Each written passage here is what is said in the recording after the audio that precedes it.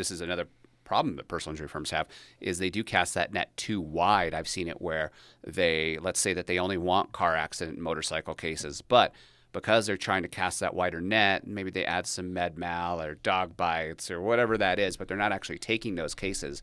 And I've seen the opposite effect too, where intake people get bogged down by irrelevant leads. What's your take on that?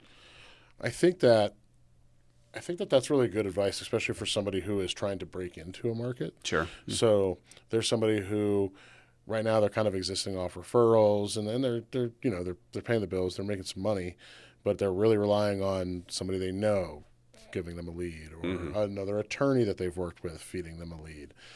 An effective strategy about what you're saying is to focus on something. Yeah. And maybe it's something that you don't love, but you're going to build up to being able to broaden your horizons, right? You're going to be able to build up to that if you focus on slip and falls, and you become that slip and fall expert. It's going to be easier to rank you for that. And then when those people are looking for those specific cases, you're going to come up higher. Yeah. It's easier to make you rank up higher for that. And you're going to develop that expertise, and you can snowball that into more growth later.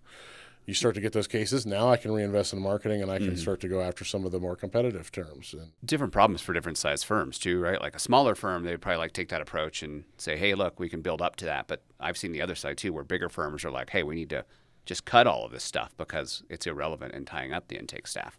Yeah. So I don't know if you've seen that. I've worked with firms that do just medical malpractice, right? And they have personal injury stuff, and they de-optimize a little bit and pull a little bit away from that and focus more on that main thing that they're really looking for, because they're in medical malpractice. They're really only looking for a few meetings a year, because signing one or two medical malpractice cases, for those who don't know. So they're really just looking for a few good meetings. Yeah.